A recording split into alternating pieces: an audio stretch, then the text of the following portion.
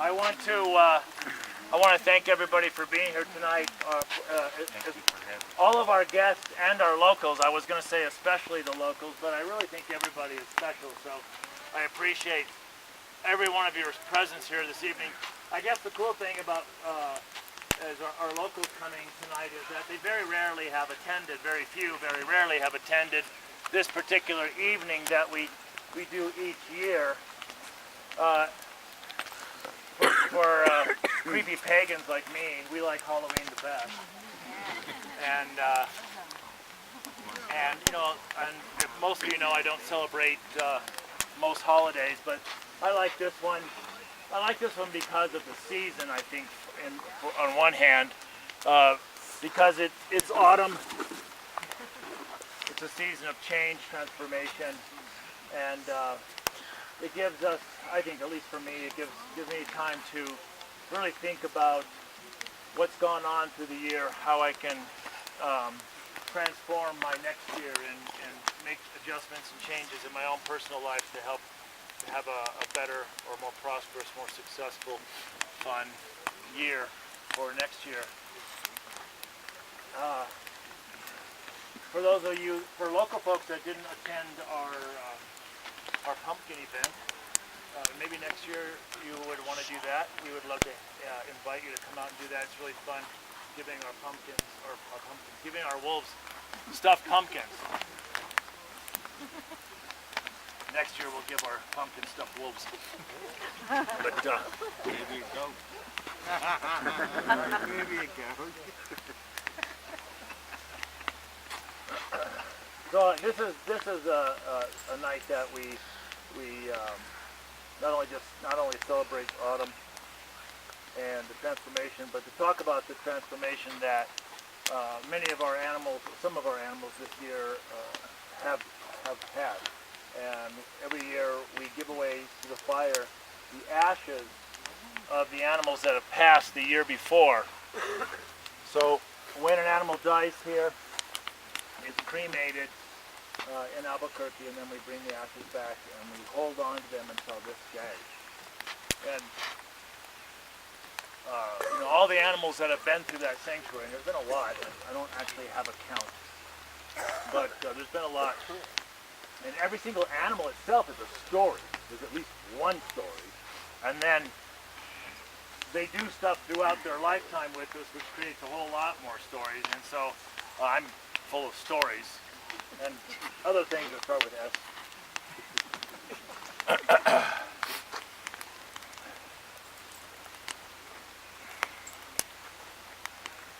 Well, before I get to talking about the animals and releasing their ashes, I'd like to just take a few seconds out to say a prayer.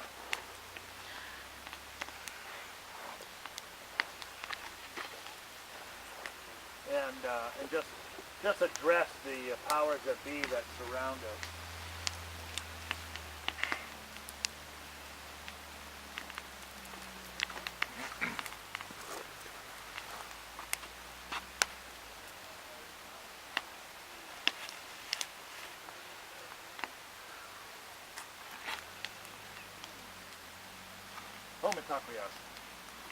Mother Creator, Father Creator, force of all that is, you who bring life and nourishment to our spirits, nourish our spirits this night as we sit around and gather around this fire.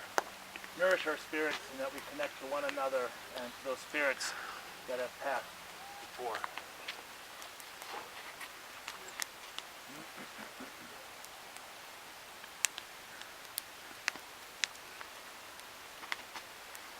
Mother Earth, below our feet, from you comes all the food that we eat. You bring life and nourishment to our bodies. Thank you for nourishing our bodies. There's food all around us. There's been food all day, and this great community that produces so much wonderful food from our Mother Earth that we can share together.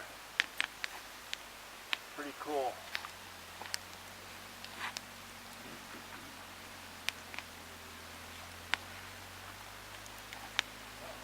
Grandmothers and grandfathers, the four sacred directions. From there where the four winds blow, You bring strength to our emotions. Strengthen our emotions this evening as we talk about these people that we've loved and had to let go, these people that came into our lives that we loved and nurtured and cared for until the day they died. Strengthen our emotions.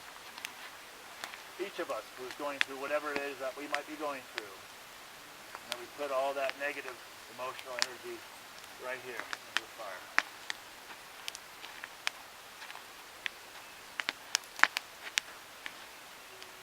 Spirits within, spirits without, spirits that surround us with love and light, spirit protectors and spirit guides. Come and be with us in this circle tonight around this sacred fire with these wonderful beings that surround us, the two-legged, the four-legged, the winged ones, the creepy crawlers, all of those that exist on our Mother the Earth. Thank you for being here. Oh. Alrighty. Dang, that's hot. Tom, I'm blaming you, man. I want to very often, this is a really emotional time for me, and I struggle sometimes telling stories. And it does tend to suck crying publicly, so I've started to get sort of used to it. But I want to start off with actually a two-legged.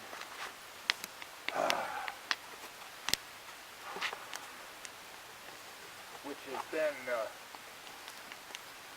the absolute most difficult to date death in my life.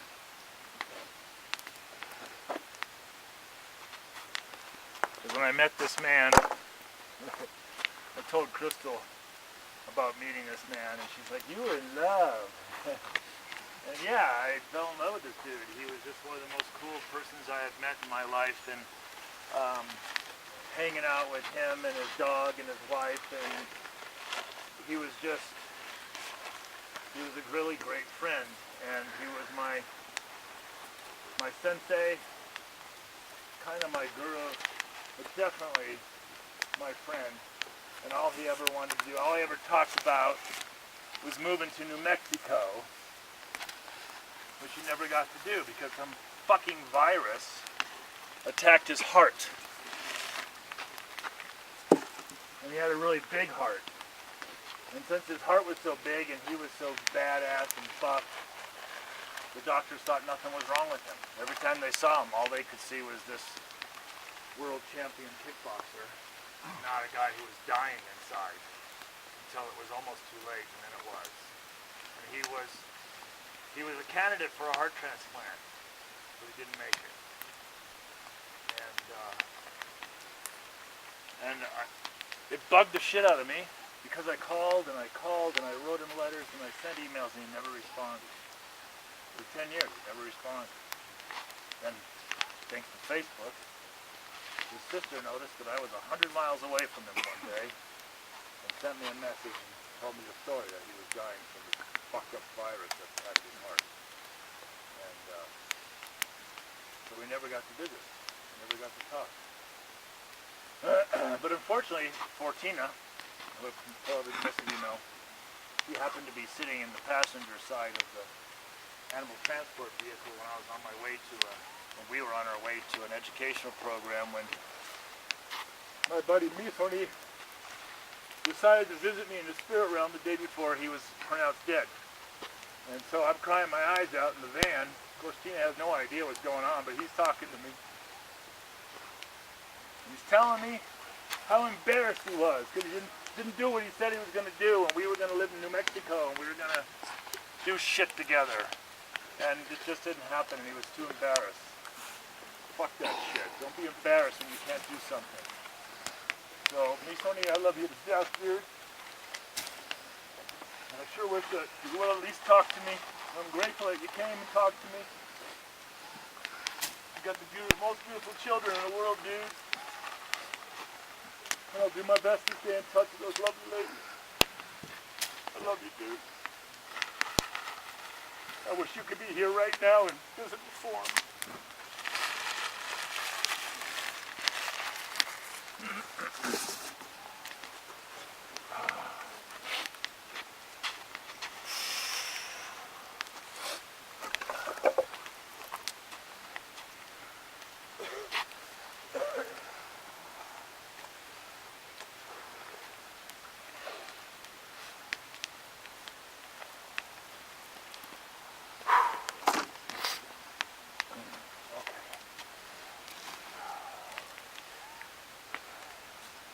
Alright, we'll start with this old dude.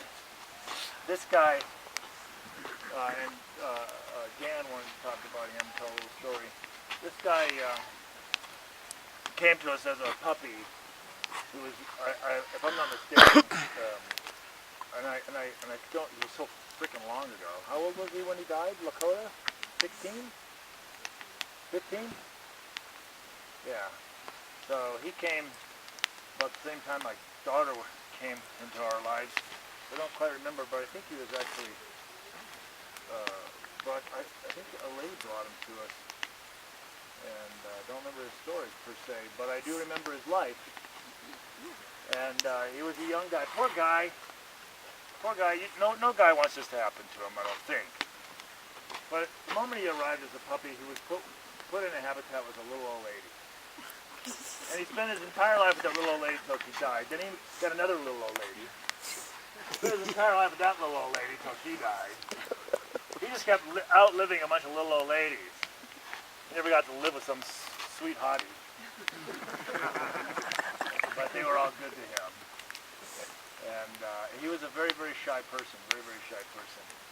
And was not touchable by staff or volunteers, really only until his very last days. And he lingered quite a long time. He stayed in our geriatric ward so we could keep a closer eye on him in his last months of his life.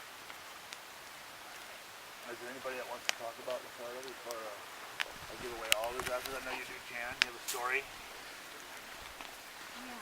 So go ahead, tell your story. Speak up so everybody can hear you. Hey, thanks for joining us.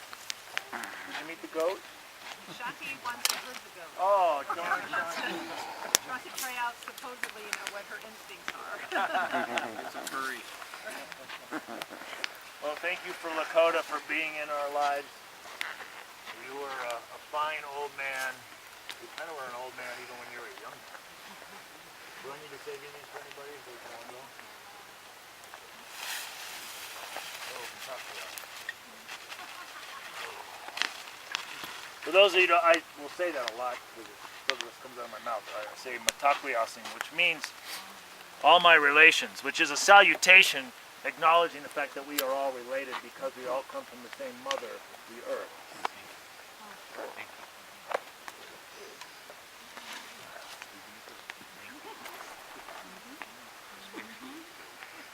Well,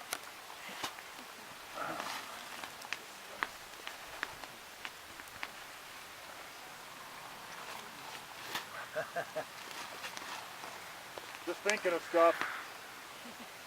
I'm not sure who to start with. I'm going to start with Shasta 2. I rescued so many animals. Who's Shasta 2? Where did she live? That's how I put it together. Shasta. Humans are so stupid. Excuse me, humans. I wasn't necessarily referring to those of you who have it right. Maybe I was. I don't know. So we get a call from this shelter in Calaveras County. You know the story of Calaveras County, right? Yeah. Yeah. So we went to Calaveras County to go and get this growly wolf. Nobody wanted to go in with this wolf because she growled. So finally, one lady who worked at the shelter decided that she would go in to clean and feed, since nobody else would. And so only one person took care of this little wolf in their minds anyway. And they had her in an outside kennel. They had inside kennels and outside kennels. So when Steve and I got there, we parked outside the facility. I asked if I could see her. I'm gonna sneeze.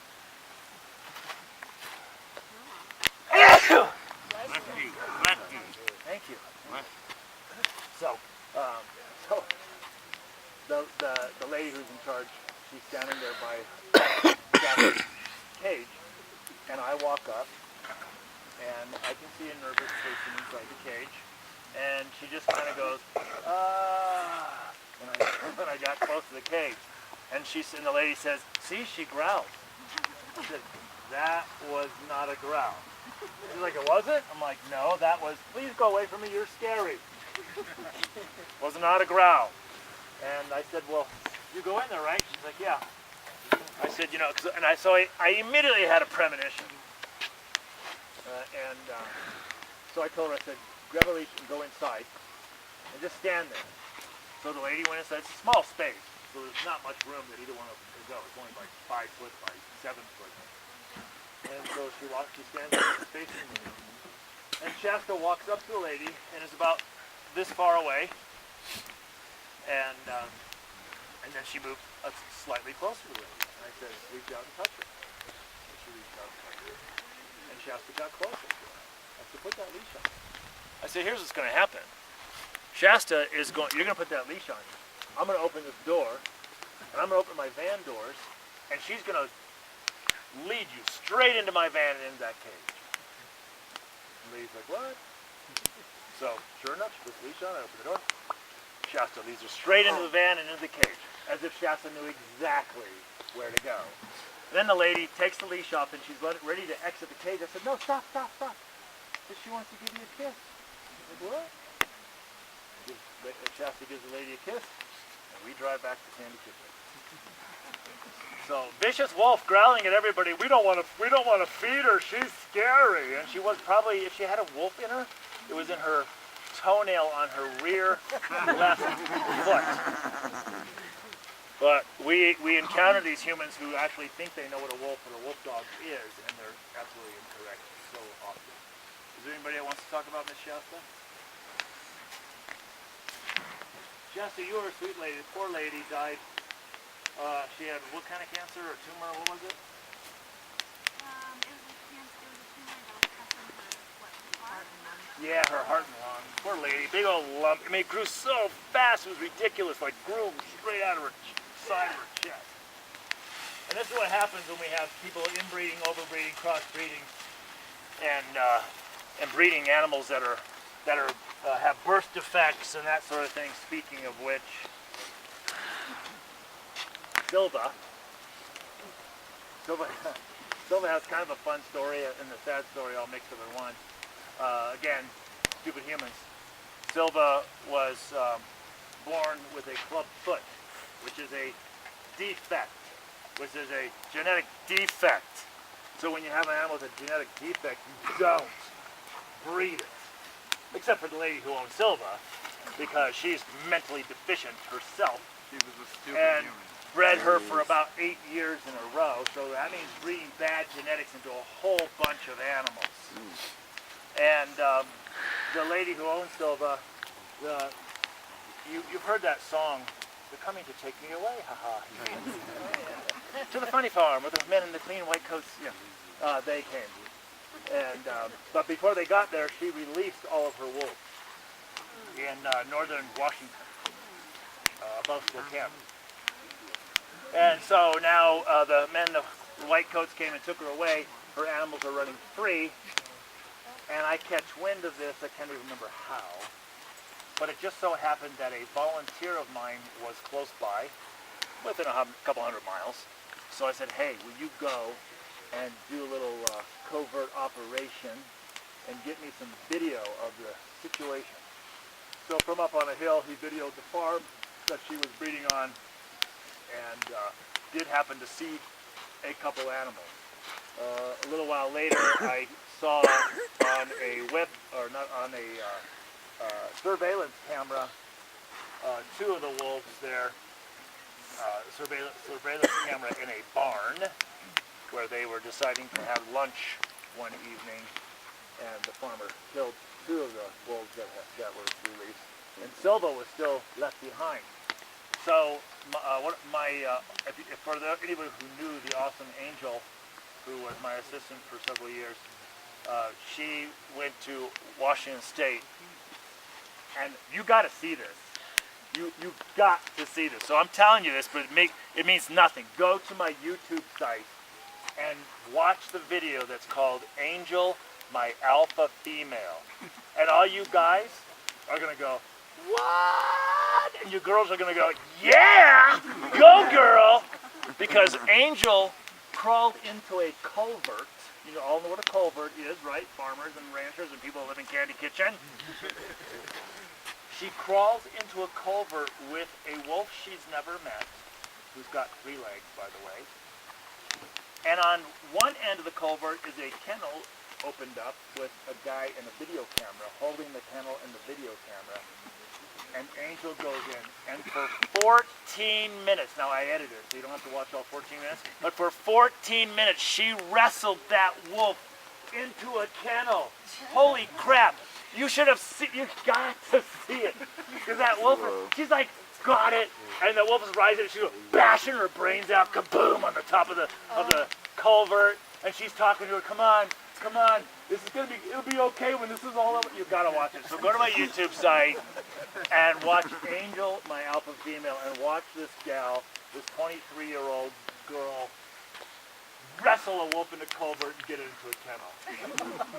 And she could have had her face bitten off at any time. The only thing that happened was she got shit and pissed on. Awesome. So Silva lived a very long life, and we thought she was going to go a few times, but she was a tough old bird. But you can only imagine being a 4-legged and missing one of your front legs, and how much work the rest of your body has to go through to support you, especially as you get up in years. So it was very difficult for her to move around and get around. And when the days were getting close, I went up and visited her a couple times, and she's like, no, not today. I'm like, okay. But we did have to give her a little hand to help her cross over the Rainbow Bridge. Oh, Silva. Take it, the old lady.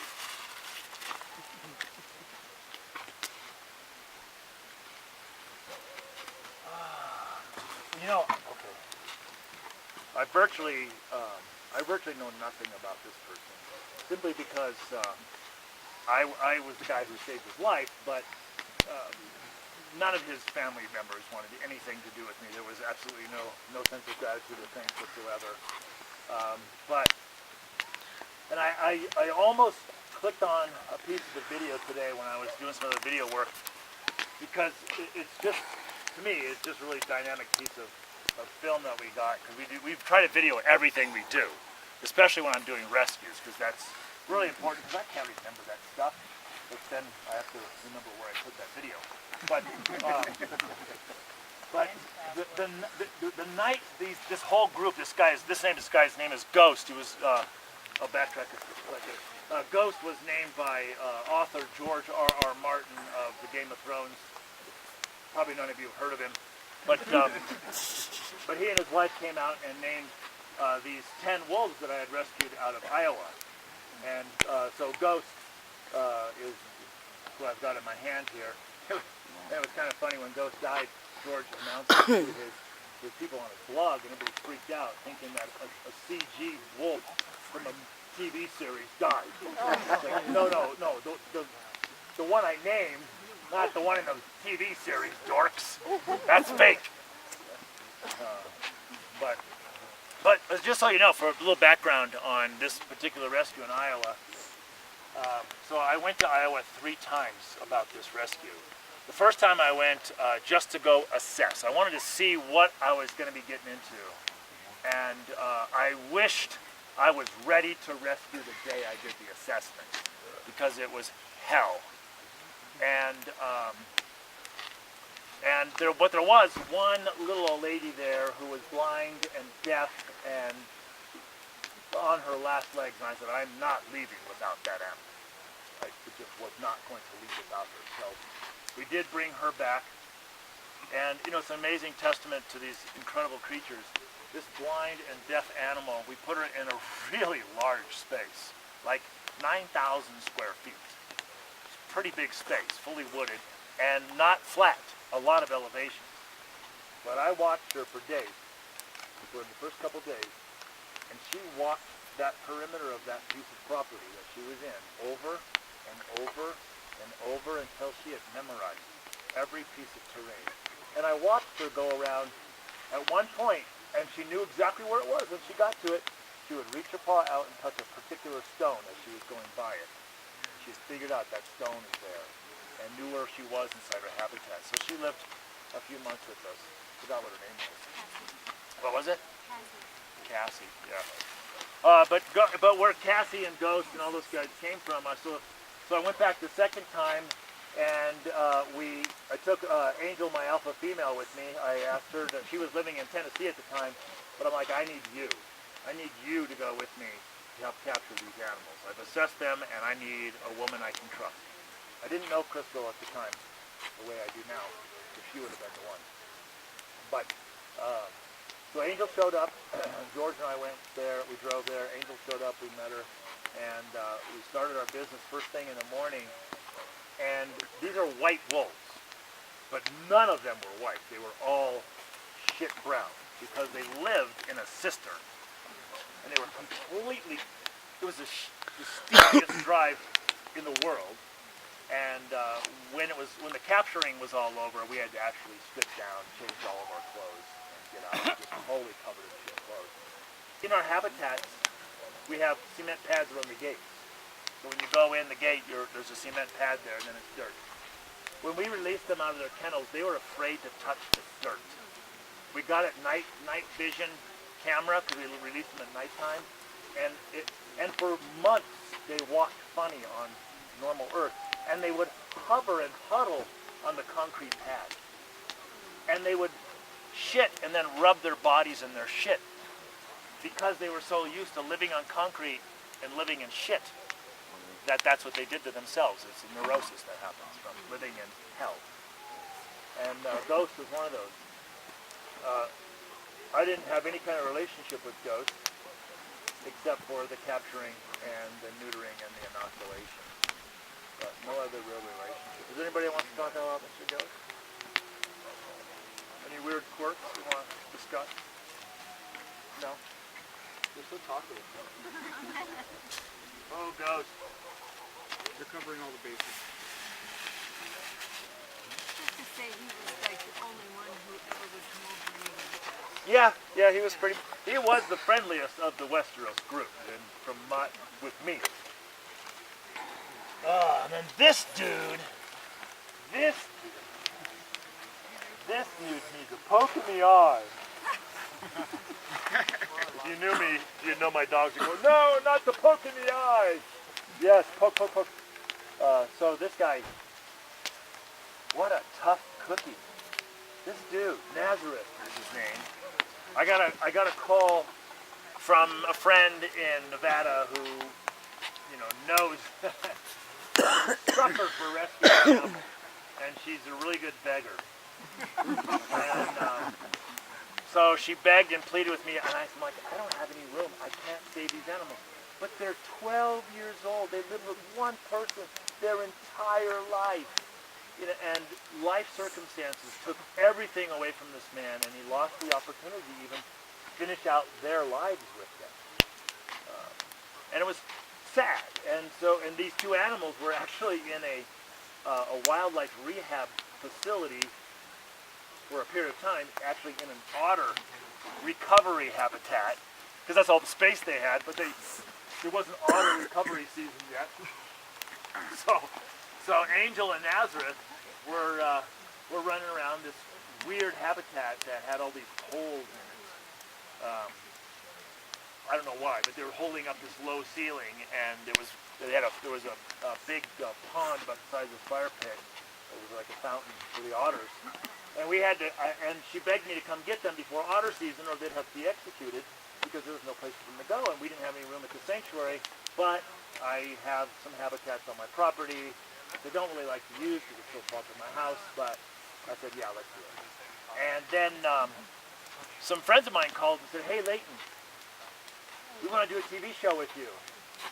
I said, cool, because I'm coming to California, and that's where you guys are. Why don't you just come with me? So some friends, a friend who's not here tonight, she was here earlier today, she paid actually the production company to do this TV show of me and Steve, for those of you who know Steve, to go and capture Angel and Nazareth. But I needed another person who had some experience. It just so happens because I've had 1,700 volunteers in my career, I had one in California. So we called Joey and said, hey Joey, are you up for an adventure? And he's like, yeah, man. So Joey's the one that got bit by Nazareth. So he did get his adventure. The bummer is this little this place where Nazareth was. Their doors in these recovery habitats were too small for any kennel. So we were really screwed. What I had to do was bring in a tiny kennel that I would never put a wolf in, and shove a wolf in it, and then get it through the gate, and then release that wolf into a bigger kennel, which I would put a wolf into. So in the process of moving Nazareth from the little kennel to the big kennel, he grabbed Joey by the hand. He's like, "Oh, he's got me. Oh, I'm done. He released. Just a couple punches, no big deal." But I did notice that something weird was with his eye, but I didn't know, if it was me or not. And then when we ended up bringing him home, Crystal said, "Looks like there's something weird with his eye." And then over time, the Angel and Nazareth were able to leave my home and come to the sanctuary. And then for sure, something crazy was going on with Nazareth's eye. He had a tumor behind his eyeball. And so we took him to the vet. We did one of our, I don't know if not many of you know, but we have a TV show. We talk about it a lot. But that episode of Nazareth getting his eye removed at the vet's office is one of our shows. But anyway, so he had this tumor behind his, and the doctor said it was probably like having a migraine headache for like 5 months straight. And the very next day, Patricia, what was it? The very next day, he was like crazy happy, playing with his boomer ball thing and arguing with his ball. He's like, "Yeah, no more migraine. This is kick-ass." And then with his one eye, his one telescopic eye, he saw me from 4 miles away, and just like, "I hate you guys!" So every day he saw me from a mile away. "You took my eye, you fucker!" Every day, every freaking day that he saw me. And then he dies. And the next day, who's yelling at me? His girlfriend. He's dead, you asshole! You took it from me! God. I saved your life. Twice, because you could have died from that thing in your eye. First I bring you from California, then I save your life again. And you yell at me for it. The thanks I get.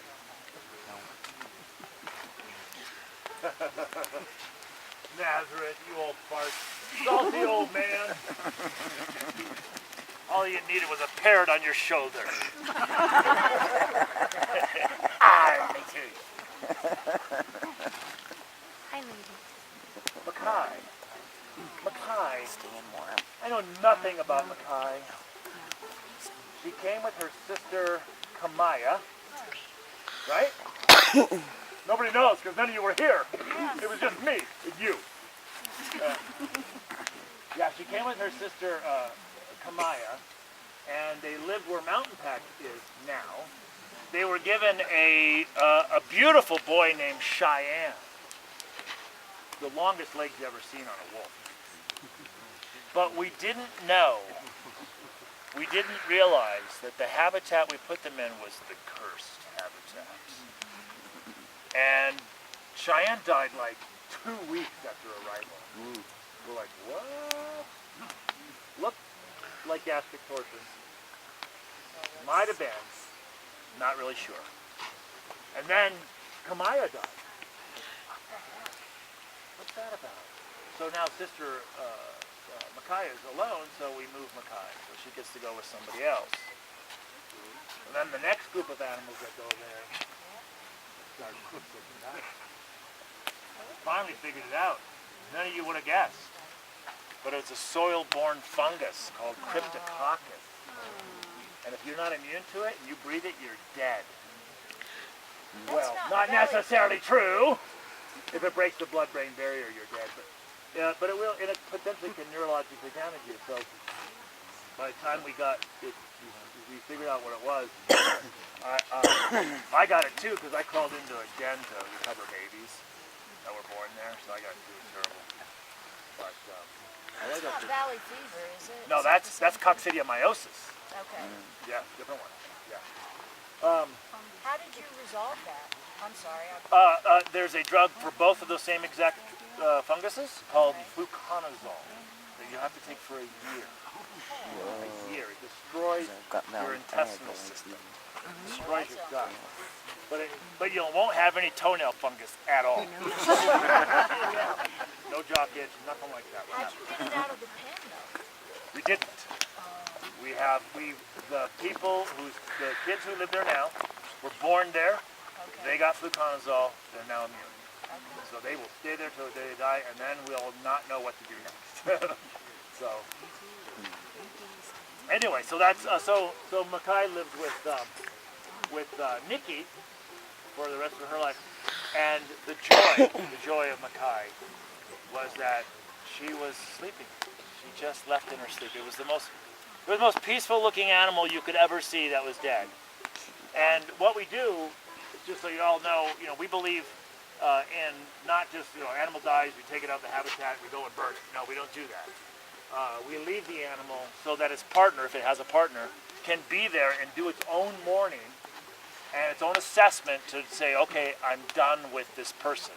I've done my whatever I'm going to do. So we left her in with Nicky, who's one of our tough guys, and looked like he was done. So we went in to go get her. All was well until we got close to the gate. Then he's like, I'm going to fuck you guys up. So fortunately we got out quick enough. And we waited a little while.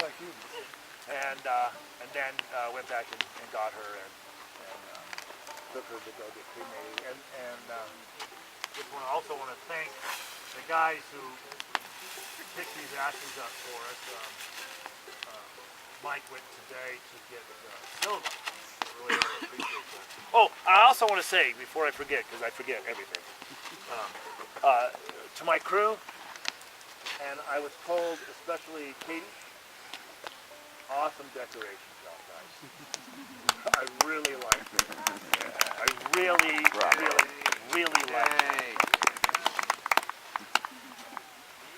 All right, this guy. So here you go. It's the young couple, and the dude is just like so smart. So he goes online and he discovers something called a Native American dog. And that's cool. It's the original dog that the native peoples had in North America. Oh, I have to buy that. So he buys it. He brings it home. It's about 6 months old, and his girlfriend's like, that's not really, I looked them up. They don't look like this. No, look, this is what it says here, this is a real Native American Indian dog. It doesn't look like that. That looks like a wolf. It's like, no, yeah, that looks like a wolf. I think it's a wolf. And then she decides she wants to have a baby. She's like, we're not keeping that. so rational girl tells unrational boyfriend, we're taking this thing to a wolf sanctuary. And God only knows what Lucian was. Probably a wolf dog, but who the heck knows? Because I have never met a canine that is an actual baritone opera singer. So I'm not really sure. And it's a possibility that a baritone opera singer was reincarnated as Lucian.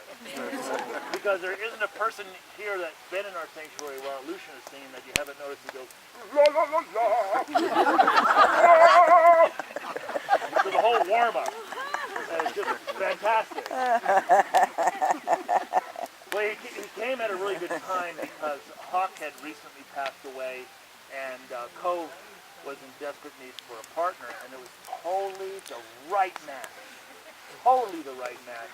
So Cove and Lucian lived happily ever after until she passed away.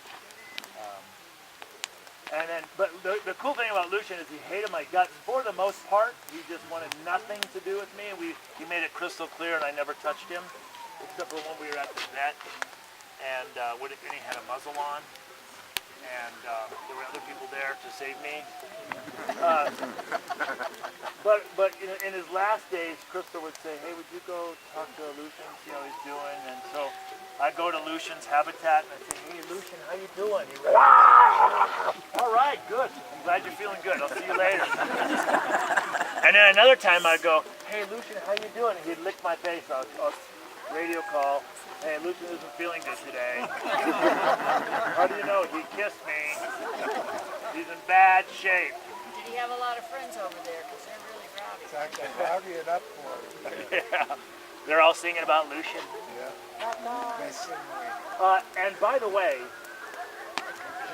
sales pitch. I have a phone app called Wolf Daddy. You can find that phone app in the App Store, and you can get a Lucian ringtone. Oh my goodness. He has the most fabulous growl out of everyone over the years, and I recorded his growl, and you can get Lucian growls, 99 cents. Now you can get 3 of them actually. You'll get Lucian growls, Storm growls, and Romeo. Or I think it's $1.99. Wow. Sales pitch. I've never sold any. I'm just saying, they're there. But Lucian had just this awesome baritone voice, and I swear, just like the opera singer of the compound. So Lucian, I hope you're singing in heaven, dude, and letting everybody hear you.